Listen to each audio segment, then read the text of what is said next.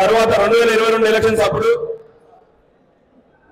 మన మెంటల్ శ్రీశైలం గారు, నేను, తల్లాడ రమేష్ గారు ముగ్గురం ఒక 5 సెంట్రల్ గారు తీసుకొని ఒక ప్యానల్ గా ముందుకెళ్తున్న క్రమంలో అప్పుడు పెద్దలు మేలచెరు వెంకటేశ్వరరావు గారు మీ 8 మందితో పాటు ఇంకో 2 రకాలు పంపిస్తాం మీ ఎమ్మటి అని చెప్పేసి ఆ రోజున ఒక 2 వ్యక్తులు మాకు జాయిన్ చేయడం జరిగింది. అంటే వాళ్ళు ఏ పరిస్థితుల్లో మేము తెచ్చుకున్నామో మీరు ఒకసారి అర్థం చేసుకోండి. 2022 నాడు ఆ రోజు ఉన్నటువంటి కృష్ణారావు గారిని, కాంతారావు గారిని మా ప్యానెల్ లో కలుపుకొని ఒక 10 మంది సభ్యులు ఛాంబర్ ఆఫ్ కామర్స్ లో ఎప్పుడూ లేనటువంటి 333 మెజార్టీ నాకు ఇచ్చి మీరు గెలిపించారు. అంటే నాకు మీరు పెట్టిన బాధ్యత చాలా పవిత్రమైనదిగా భావించి ఈ 3 సంవత్సరాలు కూడా మీ అందరికి అందుబాటులో ఉండి ప్రతి ఒక్క విషయం మీద క్షుణ్ణంగా పరిశీలించుకుంటూ ఇప్పుడు ఉన్నటువంటి పాలకవర్గం, అంటే రేపు ఎలక్షన్ అయిపోయిన తర్వాత కొత్త పాలకవర్గం వస్తుంది. ఇప్పుడు ఉన్నటువంటి పాలకవర్గం మెంతుల శ్రీశైలం గారు కానీ, చెన్ని కృష్ణారావు గారు కానీ, నెక్స్ట్ మేము కొద్దిగా పోటీ చేయలేని పరిస్థితి మనకు ఒక అవగాహనకు వచ్చినప్పుడు వాళ్ళు ఛాంబర్ ఆఫ్ కామర్స్ నుంచి శ్రీశైలం గారు మెయిన్ ప్యానల్ నుంచి నేను ఇంకోసారి పోటీ చేయను 2022లో ఆయన గతంలో ప్రకటించడం జరిగింది. ఆయన ప్రకటించిన సందర్భం కూడా ఆ రోజు మనందరికీ తెలిసిందే. నేను గత 30 సంవత్సరాల్లో ఛాంబర్ ఆఫ్ కామర్స్ వివిధ పదవుల్లో పోటీ చేశాను, అందువల్ల యువతకి ప్రాతినిధ్యం ఇవ్వాలని చెప్పేసి స్వచ్ఛందంగా 22 ఎలక్షన్లోనే చెప్పడం జరిగింది. అంటే ఒక యువతకి మనం నేర్పియాల్సింది ఏంటిది?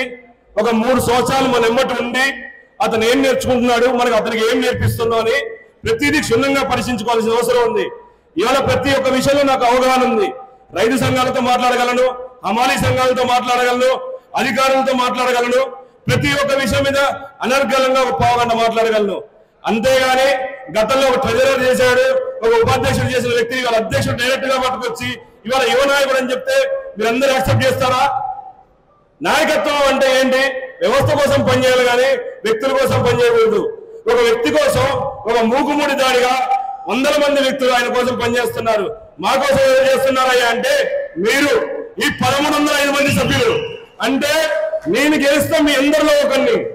అది ఎందుకు చెప్తున్నారంటే ఇవాళ ఉన్న పరిస్థితులు 1000 కోట్ల టర్నోవర్ మార్కెట్ మంత్రి ఉన్న దాంట్లో 850 ఓట్లు దరిదాపుగా మన మార్కెట్ సరౌండింగ్స్ ఆనుకొని ఉన్నాయి. మిగిలిన శాఖలు కూడా మన మార్కెట్ సరిగ్గా నడిస్తేనే మిగిలిన వ్యాపారాలు సక్రంగా నడుస్తాయి. అంతేగాని ఇవాళ అర్ధరాత్రి పట్టుకొచ్చిన నాయకులు కొంతమంది వచ్చేసి పొద్దున్న స్టేజీలు వేసుకొని ప్రసంగాలు ఇస్తున్నారు. ఆ ప్రసంగాల మూలం ఏమిటి అంటే ఒక వ్యక్తి కోసం ఇంతమంది. మేలచెరు గారికి ఏం తక్కువైందండి? వయసు తక్కువైంది. వయసులో అంటే వయసు ఎక్కువైంది, తక్కువ కాదు, వయసు ఎక్కువైంది, అనుభవం ఎక్కువైంది, ఆయనకి పోరాట పడివ ఎక్కువైంది, ఎవరి దగ్గర పని చేయించుకునే తత్వం ఎక్కువైంది. అందువల్ల ఆయన మీద మీ అందరూ కలిసి మూకుముడి యాడ్ చేస్తున్నారు. ఒక వ్యక్తి కోసం పని చేస్తలేరు మీరు. ఒక వ్యక్తి కోసం పనిచేస్తున్నారు, వ్యవస్థ కోసం పనిచేయట్లేదు. మీరందరూ గుండెల మీద చేసుకొని చెప్పండి, ఈ యొక్క వ్యవస్థకి, ఛాంబర్ ఆఫ్ కామర్స్ వ్యవస్థకి ఎవరు సమర్థులు? మేలచెరు గారు సమర్థులా? ఇవాళ ఉన్నటువంటి మిగిలిన వ్యక్తులు సమర్థులని ఆలోచించుకుంటే మీకు కూడా తెలుసు మేలచెరు గారు సమర్థులని. మీకున్నటువంటి చిన్న చిన్న ఈగోస్ పట్టుకొని ఇవాళ పెద్ద సమస్యలు సృష్టించడాన్ని మేలచెరు గారిని బయటకు వెళ్ళకూడదని వచ్చారు. మీరందరి వల్ల కాదు. ఈ 1305 మంది మా ఎమ్మటి ఉన్నారు. గెలిపించుకునేది మేము, గెలిపించుకునే నాయకుని మేము. దయచేసి మీరందరూ అర్థం చేసుకోండి ఇక్కడ. ఎందుకంటే సమస్యలు మనవి, సానుకూలంగా దానికి సొల్యూషన్ కూడా మనమే చూపించుకోవాలి. ఇవాళ రూపంలో ప్రసంగం కానీ చిన్న ఎవరు కూడా రేపొద్దున సొల్యూషన్కి రారు. రేపొద్దున రైతు సంఘాలతో మాట్లాడాలి, అధికారులతో మాట్లాడాలి. ఎందరు నాయకులు వస్తారు? ఆ రోజు ఎవరు వస్తారు? ఇదే పెద్ద మేలచెరు వెంకటేశ్వరరావు గారే రావాలి.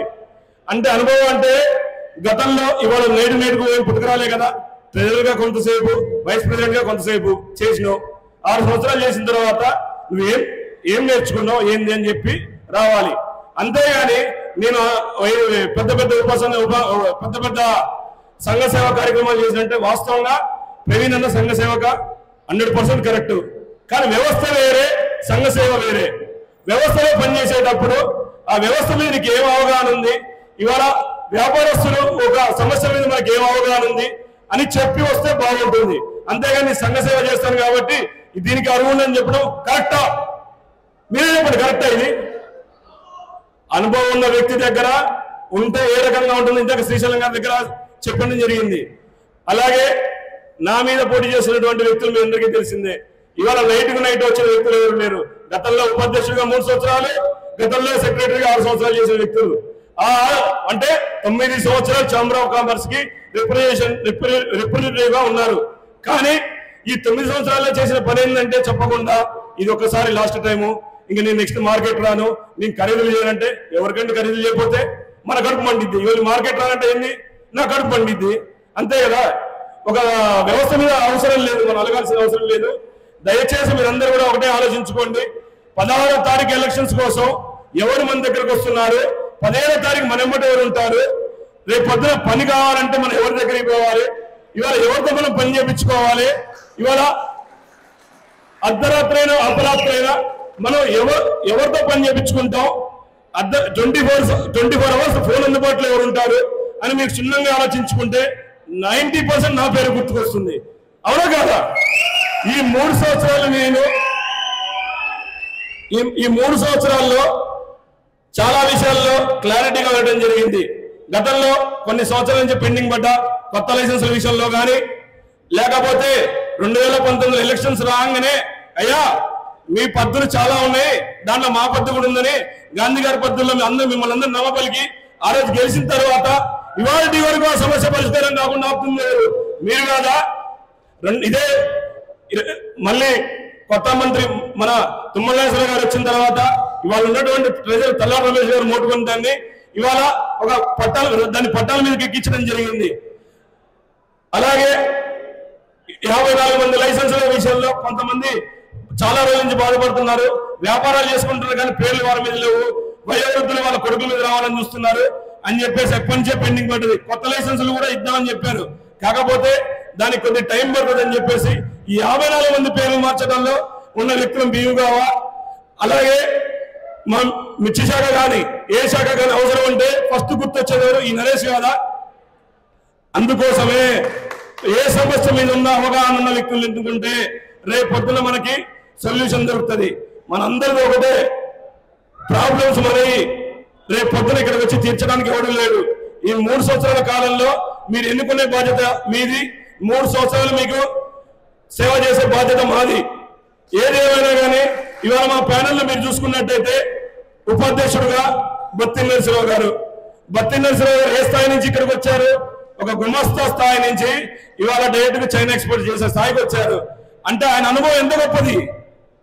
ఆయన రియల్ ఎస్టేట్ చేయలేదు, లేకపోతే చిట్టిపాట్లు ఏం నడపలేదు, డైరెక్ట్ వ్యాపార రంగంలోనే ఉన్నాడు, వ్యాపారాన్ని నేర్చుకున్నాడు, వ్యాపారాన్ని సంపాదించుకున్నాడు.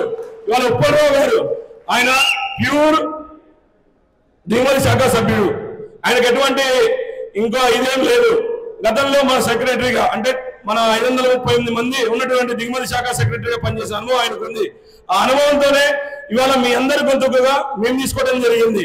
ఈ 538 మందికి ఏం సమస్య వచ్చినా కానీ ఉండే వ్యక్తి ఉప్పలరావు గారు. అసలు ఉప్పలరావు గారు జాయింట్ సెక్రటరీగా, వాస్తవంగా ట్రెజరర్ అంటే ఒక రూమ్ వరకే పరిమితం కావాలి. అసలుంటిది ఒక అధ్యక్షుడు అంటే అనగుడు, ఒక అధ్యక్షుడికి ధీటుగా పనిచేసే మందికి అందరి మన్ననలు పొందినటువంటి వ్యక్తి తల్లారి రమేష్ గారు. అంటే ఇన్ని రోజులు ట్రెజరర్ అంటే ఒక రూమ్ వరకే పరిమితం ఉన్నారు. అసలుంటిది ఆ రూమ్ లో ఉన్నటువంటి వ్యక్తి కూడా 25 లక్షల రూపాయలు డిపాజిట్ ఛాంబర్ ఆఫ్ కామర్స్ చేపించి ప్రతి సమస్య మీద ఏ అధికారి దగ్గరికి వచ్చే వ్యక్తి తల్లారి రమేష్ గారు. అనుభవం ఎక్కడి నుంచి వస్తుంది? నేర్చుకుంటే వస్తుంది. అంతేగాని వ్యక్తులు నైట్ మీ అధ్యక్షుని చేసిన అనుభవం వస్తుంటే కుదురుతుందా? కుదరదు కదా. ఒకటే ఇక్కడ చెప్పదలుచుకుంది, బాధ్యత మనది. ఎవరినైతే గెలిపించుకుంటామో, ఎవరినైతే పని చేయించుకుంటామో ఈ 3 సంవత్సరాల కాలంలో మన ఎమ్మటి ఎవరు ఉంటారు? రేపు పొద్దున మంచిగా చెడైనా మన ఎమ్మటి ఉండేది ఎవరు? ఇవాళ మన ఊళ్ళ నుంచి ఫోన్లు వస్తాయి, మన కుడపల కాంచి ఫోన్లు వస్తాయి, మన స్టేజ్ల కాంచి ఫోన్లు వస్తాయి. అసలు వ్యవస్థ ఎవరిది? ఇది మనది. మన వ్యవస్థలో ఉన్న వాళ్ళు చెప్పకుండా బయట ఎవరో ఫోన్ చేసిన వ్యక్తులు మన ఎందుకు పరిపాలిస్తున్నారు? ఈ ఏది చెప్పి 1105 మంది సభ్యులు చెప్పాలా? దయచేసి మీరు అర్థం చేసుకోండి. ఎలక్షన్స్ అనేది మన భవిష్యత్తు, అంటే ఒక 3 సంవత్సరాల భవిష్యత్తు. ఈ 3 సంవత్సరాల భవిష్యత్తులో ఎన్నుకున్న వారే రేపు పొద్దున మనకు ప్రతినిధులుగా ఉంటారు. అంతేగాని స్నేహాల కోసమో, బంధుత్వాల కోసమో, కులం కోసమో ఆలోచించినట్టయితే చాలా సుదీర్ఘమైనటువంటి లాస్ అవుతాం. ఇందాక మన పాయలనాథరావు గారు చెప్పినట్టు ఆ రోజు ఇవాళ స్టేజ్ ఎక్కిన వ్యక్తులే కదా 2022 ముందు హైదరాబాద్ పద్ధతులు ఏం చేశారు, ఆ రోజు చిటిమ పద్ధతులు ఏం చేశారు, బల్యం పద్ధతులు ఏం చేశారు, మరి ఎందుకు చెప్పరు? అంటే చేసిన విధానం చెప్పుకునే విధానం మీ దగ్గర లేదు. అమ్మ బాబుని బదిలాడటం, లేకపోతే ఇవాళ జరుగుతున్న విచ్చలవిడి పార్టీలు చేయటం. అంటే మేము చేస్తాం, మీరు చేస్తలేరని అడగచ్చు. నేను కూడా చెప్తా సూటిగా, ధర్మాన్ని ఎదుర్కోవాలంటే కృష్ణుడంతటికి కొన్ని అబద్ధాలు చెప్పాల్సి వచ్చింది. అసలు వాళ్ళు మేము ధర్మంకి వెళ్ళి ఉన్నా కానీ కొన్ని పనులు చేస్తున్నాం. ఇది నిజాయితీగా చెప్తున్నా నేను. అంటే దేనికైనా ఒక నిజాయితీ కావాలి, ఏ పని చెప్పుకున్నా కానీ ఒక నిజాయితీ కావాలి. అలాగే మా దగ్గర ఉన్నటువంటి సెంట్రల్ ఈసీలు ఎవరు, రాయపూడి రవి గారు 25 సంవత్సరాల నుంచి ఇదే కటింగ్ మిల్ వ్యాపారం మీద ఉన్నాడు, వ్యవస్థలో ఉన్నాడు. వినోద్ సింగ్ గారు ఎవరు, వాళ్ళ నాన్నగారి నుంచి కమిషన్ వ్యాపారం. చారి గారు ఎవరు, ఆ రోజు కేంద్రం దగ్గర ఉన్నా ఈరోజు జగన్ గారి దగ్గర ఉన్నా నమ్ముకున్న వ్యక్తి కోసం పనిచేసే వ్యక్తి. గడ్ల సత్యం ఎవరు, ఒక చిన్న డబ్బా కొట్లో వ్యాపారం కొనసాగించుకుంటూ అదే వ్యాపారంగా ఉన్న వ్యక్తి. అలాగే 76 గారు ఎవరు, ఇవాళ మార్కెట్ లో బెస్ట్ రేట్ రావాలంటే గిరిగారు రావాలి. అంటే అందరం కూడా మీరు ఈ చివరి నుంచి ఆ చివరి చూడండి, ఆ చివరి నుంచి ఈ చివరి చూడండి, వ్యాపారస్తులు, పూర్తి వ్యాపారస్తులు. ఇవాళ ఛాంబర్ ఆఫ్ కామర్స్ అంటే ఏంటి, వ్యాపారుల సంఘం. వ్యాపారుల సంఘం అంటే వ్యాపారాలు చేసేటోడే దాంట్లో ఉండాలి, వ్యాపారాలు చేసేటోడికే దాని యొక్క విలువ తెలుస్తుంది, వ్యాపారాలు చేసేటోడికే ఒక అవగాహన ఉంటుంది. అంతేగాని ఇవాళ మీ యువతకి మూత వేయడానికి ముందుకు వచ్చిన యువత అమ్మటం మేము ఉన్నాం అంటే కుదరదు. దయచేసి మీరందరూ కూడా అర్థం చేసుకొని, అలాగే మన దిగుమతి శాఖ నుంచి ఉన్న వ్యక్తులు కోలేటి నవీన్ గారు కానీ, ఇవాళ కోలేటి నవీన్ గారు ప్రెసిడెంట్ గా రావడం జరుగుతుంది. వాళ్ళు వాళ్ళ మామగారు ఆర్ఎంఆర్ గారి నుంచి వాళ్ళు ఇదే వ్యాపారం, కమిషన్ వ్యాపారం కొనసాగిస్తున్నారు. దయచేసి మనం ఒకటే ఆలోచించాలి, ఈ ఆర్ఎంఆర్ నవీన్ గారు రేపు పొద్దున ఎవరి దగ్గరికి పోయినా చచ్చిపోయే వ్యక్తిత్వం గల వ్యక్తి. ఏ పట్టుల విషయాలైనా డైరెక్ట్ గా అడిగే వాయిస్ ఉంది, అడిగే దమ్ము ధైర్యం ఉంది. అలాగే మన దిగుమతి శాఖ సెక్రటరీ ఆత్మకూరు రామారావు గారు వాళ్ళ తాతల కాలం నుంచి కూడా ఇదే కమిషన్ వ్యాపారం, ఇదే వ్యవస్థ నమ్ముకొని బతుకుతున్నారు. అంటే నైట్ పూట బస్తాలు దింపే కానించి పద్దులు తెచ్చుకునేంత వరకు ఒక్కడే. ప్రతి ఒక్క దాని మీద క్షుణ్ణంగా అవగాహన ఉంది. వడ్డీలు ఎవరు లేడికి ఇస్తారు, వడ్డీలు ఎవరు తొందరగా ఇస్తారు, పద్దులు ఎవరు లేడికి ఇస్తారు, ఉన్న పద్ద ఊడిన పద్ద కూడా మొత్తం మీద అవగాహన ఉన్న వ్యక్తి.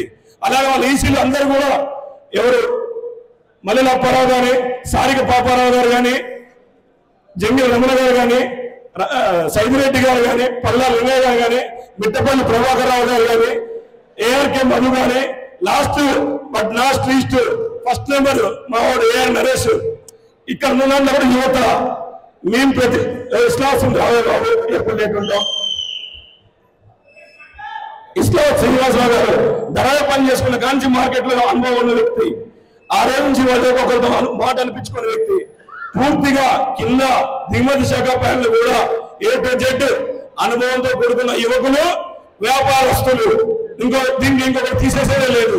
అలాగే మా ప్యానల్ నుంచి మిర్చి శాఖ ఎవరు, మెంతుల శ్రీశైలం గారు, ఎడ్లపల్లి నా స్నేహితులు సతీష్ గారు, ఇద్దరు ఈసీలు ఎంఎస్ ఉపేంద్ర గారు, పర్వత నరేంద్ర గారు. శ్రీశైలం గారి గురించి చెప్పాలంటే ఇవాళ మొత్తం సరిపోదు, ఆల్రెడీ 9:30 అవుతుంది. నేను మైక్ పట్టుకున్నాను, ఇంకొక గంట మాట్లాడతా. శ్రీశైలం గారు ఆయన చేసిన సేవలు వాస్తవంగా ఛాంబర్ ఆఫ్ కామర్స్ కి గత 25 సంవత్సరాల నుంచి చాలా విలువైనవి. గతంలో ఆయన ఒక సెంట్రల్ ఈసీ కానించి, ఉపాధ్యక్షుడు కానించి, సెక్రటరీగా 3 సార్లు చేయడం జరిగింది. ఓడినా గెలిచినా జనాల్లోనే ఉన్నాడు. ఒకసారి ఓడిపోతే దాన్ని కసిగా తీసుకొని మళ్ళీ రెండోసారి గెలుపు కోసం పోరాడారు. కానీ అర్ధరాత్రి వచ్చి నన్ను గెలిపించండి అని అడగలే. అలాగే ఎడ్లపల్లి సతీష్ గారు ఈ 3 సంవత్సరాల్లో జెండా పాట కానించి లారీలు వెళ్ళేంత వరకు ప్రతి ఒక్క విషయం మీద మిర్చి శాఖ అందుబాటులో ఉండి వాళ్ళ సమస్యలు ఏంటి, వాళ్ళ వ్యవహారం ఏంటి చూసుకున్నటువంటి వ్యక్తి. ఇవాళ జిఎస్టీ సమస్య కానించి ప్రతి ఒక్క సమస్య మీద పూర్తిగా అవగాహన ఉన్నటువంటి వ్యక్తి. గతంలో ఆర్డీలు అంటే పెద్ద ప్రభుత్వం లెక్క చూపించేటోళ్ళు. ఇవాళ పెద్దలు తిమ్మలాసరి గారి వల్ల స్వేచ్ఛగా వ్యాపారం చేసుకుంటున్నాం. అంటే ఇది ఆయన దాకా తీసుకుపోయే తక్కువ ఎవరికి, ఎవరు అనుకుంటే అవుతుంది. ప్రతి ఒక్క విషయంలో ఆలోచించండి. ఇవాళ మనకు వాళ్ళు చెప్పారు వీళ్ళు చెప్పారని ఓట్లేస్తే రేపు పొద్దున నష్టపోయేది మనమే. 1000 కోట్ల టర్నోవర్ మార్కెట్, చాలా సెన్సిటివ్ మార్కెట్. రేపు పొద్దున చిన్న విషయం కూడా మార్కెట్ కు చాలా దారి తీస్తుంది. దాన్ని కాపలా అయిన తర్వాత ఇవాళ ఒక కాపులాదారుడిగా ఉండవలసి వస్తుంది. ఒక కాపులాదారుడికి ఎందుకు చెప్తున్నానంటే, ఈ సంవత్సరం ఎప్పుడు లేనటువంటి 40 లక్షల బస్తా వచ్చింది మార్కెట్ కి. ఏ రోజైనా మనం ఒక్కసారి ఇబ్బంది పడ్డామా? చెప్పండి, ఏం చెప్పండి, ఒక్కసారి ఇబ్బంది పడ్డామా? అలాగే 250 రూపాయల మార్కెట్ 110 రూపాయలు పడిపోయింది.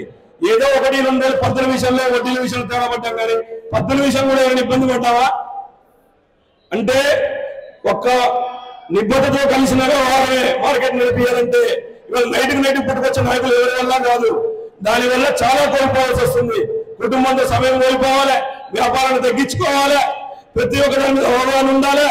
ఎన్ని ఉంటేనే మనం రాడిదాల్తామో నాయకులు అవుతాము. అంతేగాని ఒక వ్యవస్థ నుంచి వచ్చే నాయకులు కాలేదు. దీని నుంచి ఈసీ లెవెల్ ఎంఎస్టీ ఉపేందర్కి ఒకప్పుడు మా దగ్గరే మార్కు కానించి ఇవాళ ఒక 100 కోట్ల టర్నోవర్ చేసే వ్యవస్థ కలిగాడు. అంటే ప్రతి ఒక్క హమాలీ సంఘం నుంచి దళారీ సంఘం నుంచి అధికారుల యొక్క పరిచయం ఉన్న వ్యక్తి ఎంఎస్టీ ఉపేందర్. పర్వత వీరేంద్ర గారు వాళ్ళ నాన్నగారి కాలం నుంచి ఇదే వ్యాపారం మిర్చిని నమ్ముకొని ఉన్నారు. 25 సంవత్సరాలు సుదీర్ఘంగా ఉన్న వ్యక్తి. ఆ అనుభవం plus yoga is equal to సామ్య అభివృద్ధి. ఇదే మా నినాదం. మా ప్యానెల్ కూడా దాన్ని సంపూర్ణంగా అంచపెట్టుకోవడం జరిగింది. అలాగే ఎలుగుంటి శాఖ నుంచి ఎవరు మల్లం కృష్ణ గారు గత ఈ 3 సంవత్సరాల్లో మాతో పాటు జాయింట్ సెక్రటరీగా పనిచేశారు. జాయింట్ సెక్రటరీగా ఏ రోజు ఒక మాట కూడా ఏదైనా అనిపించుకున్న వ్యక్తి కాదు. ఆయన వ్యక్తిత్వం ఏంటంటే ఆయన వ్యాపారం ఏందో ఆయన ఏందో ఆయనకైనా ప్రాబ్లం జనానికి వస్తే ముందుంటాడు, లేకపోతే ఆయన పని ఆయన చేసుకుంటాడు. గతంలో లారీ ఆఫీస్ యూనియన్ మొత్తం ఇబ్బంది పెడుతున్నప్పుడు ఒక్కడే ఎదురెట్టి 100 మందితో పోరాడాడు. అంటే పోరాడేది అంటే మొన్నకృష్ణ లెక్క ఉండాలి. అంతేగాని ఏది పదవులు బాగానే ఇంటికాడ కూర్చున్న వ్యక్తి కాదు ఇక్కడ. అలాగే దీంట్లోంచి ఈసీగా మా గోపాల్ గారు పెద్ద ఆయన. వాస్తవంగా ఈసీ గారికి అంత అవసరం లేదు, కానీ ప్రెసెంట్ ఉన్న సిచ్యువేషన్ లో మంత్రిగా ఏదైనా మాట్లాడే చొరవ వ్యక్తి. రేపు పొద్దున మన ఛాంబర్ ఆఫ్ కామర్స్ కానీ మార్కెట్కి రేవే కానీ ఏ చిన్న సమస్య వచ్చినా కానీ డైరెక్ట్ గా ఫోన్ చేసే వ్యక్తి. మీరు చూడండి ప్రతిదీ కూడా క్షుణ్ణంగా ఆలోచించి ఏ వ్యవస్థకు ఎవరైతే బాగుంటారో అని ఆలోచించుకునే పెట్టుకునే ప్యానెల్. అంతేగాని ఇక్కడ వ్యక్తి కోసం వ్యవస్థ వచ్చిన ప్యానెల్ కాదు ఇది. అలాగే మాకు గోల్డ్ శాఖ నుంచి కూడా అనుభవజ్ఞులు బంధు సూర్యం గారు, నగరికంటి సతీష్ గారు,